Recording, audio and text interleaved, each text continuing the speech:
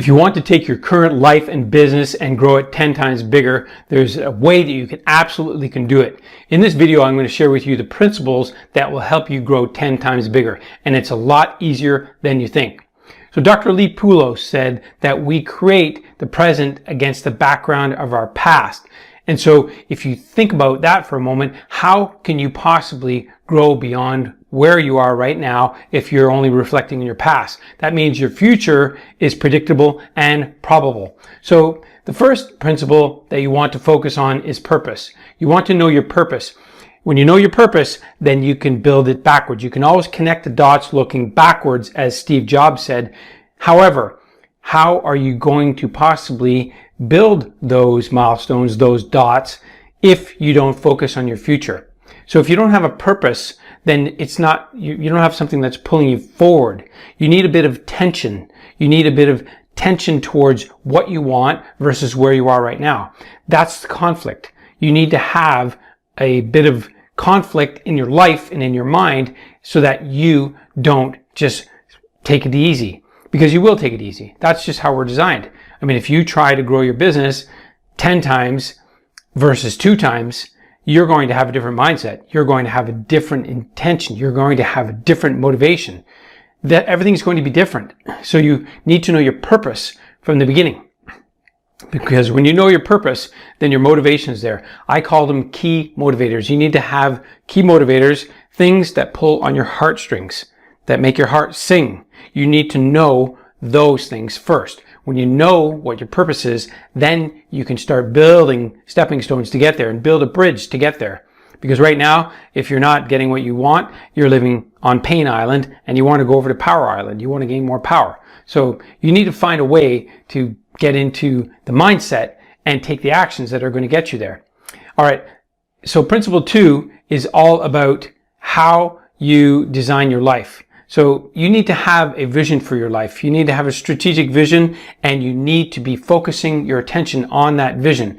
And if you're not clear on that vision and clear on your purpose, then guess what? You're not going to 10x. You need to 10x your vision. Like I was saying earlier, if you have a 10x, 10 times vision versus a 2 times, like if you're going to 2 times double your income, let's say, or 2 times your efforts or something, you're going to just double something in your life, whether it's your health or your business or your income. 2 times is easy. 2 times means you can continue doing what you're doing and just maybe make some subtle adjustments. But 10 times means you're going to have to really stretch. You're going to have to push it. You're going to have to push hard. As an example, years ago, first race I ever ran, I ran 30 kilometers. In that race, I only trained half of it. I only trained for 15. I didn't know how to train. Although when I went to the race, I still ran the 30, and I had my best race time at that race ever, and I ran that race 5 times. So it tells you that, it goes to show you, when you set your goal big, then you do bigger things. You take bigger actions. You take more risks. If you have it small 2 times, you're not going to get there. All right, so that's principle 2. Principle 3 is about identifying your singularity. You need to know what you want. You need to go an inch wide and a mile deep, as Susan Garrett told me. She's a phenomenal woman who has a dog training business that does over $1 million. And you need to go an inch wide and a mile deep. An inch wide and a mile deep. You want to be the expert, the resident expert on what you do and how you teach it. You want to be the pro. If you need to, you can curate information. That's what I do. I study other people's systems and processes, and then I take them and I make them into something that's my own, and it's unique to me. When it's unique to me, then you have a singularity. You need to have a singularity because you need to have a mindset that's going to break through bottlenecks. Here's the thing. Bottlenecks are mostly self-driven. They're mostly self-created. Bottlenecks are ourselves. We have to learn to get out of our own way. So when we have bottlenecks, guess what? We don't have a singularity. We're not unblocking things. The garden hose that's bent, and you're trying to get more water out of it, and you yell over to your child, hey, turn up the water, and they turn up the water, but the garden hose is bent. No water's coming through. You need to assess it and then see, oh, that hose is bent. Let's unbend it. Let's let the water flow through. So that's the key here. You need to have a singularity so that you have the energy and the focus to do what you want to do, and then you can start removing bottlenecks. Because if you don't have a singularity, the bottlenecks are going to get in your way. So, the singularity is the same as a bottleneck anyway. So the thing is, once you have a singularity, you know what you want, and you're removing bottlenecks. You're taking things out. You don't want to put things in. Perfection is actually when you have nothing left to take out. I don't know if you know the story of Steve Jobs, but he had an iPhone that was given to him by his engineering team, and he took it and threw it in a fish tank. That's what the story says, and bubbles came out. That means there was air in it. And he said, you see those bubbles? That means there's more space in there. Tighten it. Make it tighter. Make it smaller. Make it more compact. So that's principle number 2. So you need to have a singularity and get rid of bottlenecks. Next thing you want to look at is you want to focus on having what Cal Newport wrote a great book. And so I'll talk about that in a minute. But basically, you want to make sure that to grow 10x, you have this focus on what you want and you're removing bottlenecks.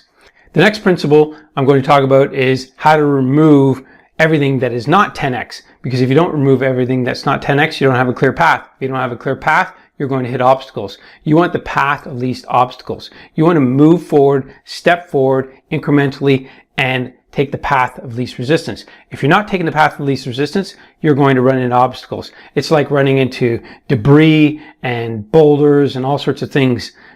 Hey, when you have melting water on a mountain, guess what's happening? That water melting is always dripping and coming down and finding its way down the mountain. It'll hit all sorts of things, rocks, debris, and all branches and bushes, and it will keep going until it joins up with other droplets of water, starts forming a little stream, a little trickle, and then that will form, join up and start gathering with other water droplets until it becomes a stream and a river, and then hits a lake and eventually the ocean. That water droplet is always heading towards the ocean. It has a singularity and it is focused on what it's doing, but it's not letting obstacles get in the way. For us, we have different obstacles. We have mental and emotional obstacles. We have considerations, fears, and roadblocks. Jack Canfield teaches this. Every time you go to do something in your life that seems like it's a significant change, you're going to have considerations, fears, and roadblocks. You're always going to run into those. And so you have to expect them. You have to anticipate them. And when they show up, they show up. Maybe your car breaks down. Well, that's a roadblock. Maybe somebody says something to you. Well, what happens if that doesn't work? Or if you invest in coaching or in a program and it doesn't work, that's fear, right? Consideration. Well, should I invest this now? Well, because I got to fix the roof of my house, and if I put the money towards getting some help in my business, then I don't get to fix the roof. That's a consideration. So you're going to have considerations, fears, and roadblocks all the time. So you have to keep removing and taking things away. I have a great system, and I'll include a link below, and it does that. It helps you get your focus, get your goals done, measuring your performance, tactics are being completed, and as you're doing that, you're looking for little breakdowns. And it's always best to have somebody else who's accountable, holding you accountable, because when you have somebody holding you accountable, you will perform at a higher level, and you will show up and perform. You will show up and have completed what you said you were going to do. Not only that, you will be able to see where the breakdowns are. If you said, I am going to write an article at 10 a.m. on Tuesday, and you didn't do it, then you have to realize what got in the way. What distracted you? What did you let take over your priority?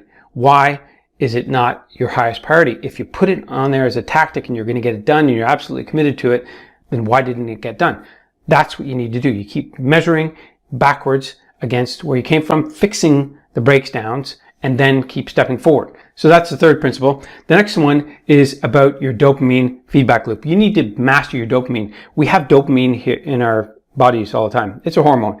It's something we can use to our benefit, but we let it get in our way. We actually want dopamine hits. We go and scroll and look for information and look for something to give us a dopamine hit. Somebody liked one of our posts. Somebody liked our picture on social network, Facebook or something. And so we're looking for these things all the time. That's why people get up in the morning and they grab their phone and they go to the bathroom with their phone and they start looking at it. What can I give my attention to? Where's their dopamine hit? what messages have come in while I was sleeping, so that I can see that people are appreciating and validating me and valuing me.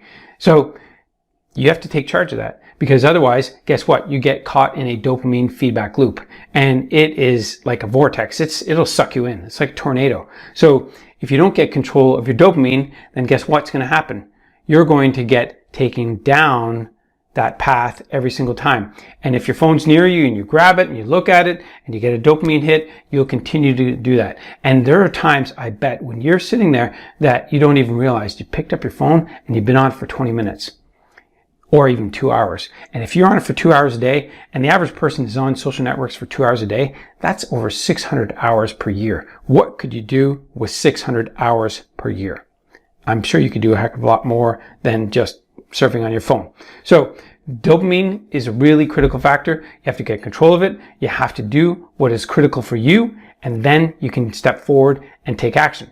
But don't get caught in the dopamine feedback loop. Don't get caught in going down that rabbit hole and looking for information and seeing what you can find.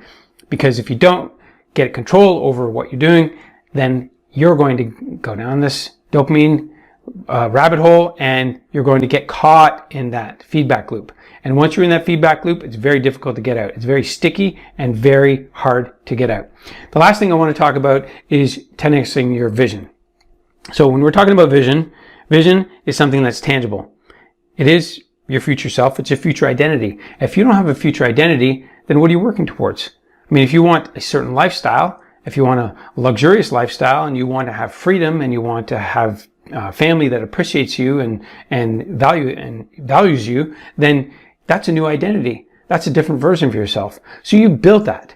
Just like they made Frankenstein. What did they want? What did they want when they made Frankenstein? They wanted a scary creature, a big, tall, scary man. And so they built it so with that end in mind. So you have to do the same thing. What are you going to be like? What's your vision for yourself? What are you going to feel and look like? And what are you going to be doing? What's your day look like? These are the kinds of things you can reverse engineer. You can design your whole week. I have a complete template that does that. And you can design your whole week so that you now have a container. You have something that you're working towards. And once you've designed that, you can start measuring and say, okay, how did I do this week? How did I perform? Did I do the things I wanted to do? Did I take the time out that I wanted to take? Did I get things done quickly and easily? Did I use Parkinson's law and limit the amount of time to do things and get them done quickly and easily and efficiently so that I can have the freedom to do what I want, to do the creative work, or to study or learn or play or just relax and chill out?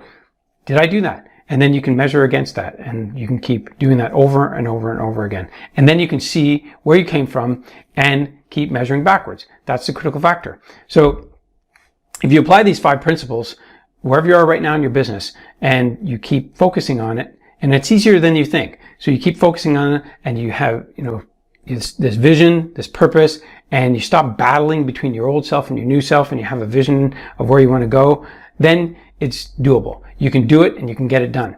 So all you have to do is keep applying yourself and use these principles, and then measure backwards and use Winstreak. That app is amazing. Winstreak is an app you can use to measure your performance and keep measuring backwards and see where you came from. So this is Dan LeFave. If you enjoyed this video, let me know. Otherwise, thanks for watching. I'll see you on my next video. Bye.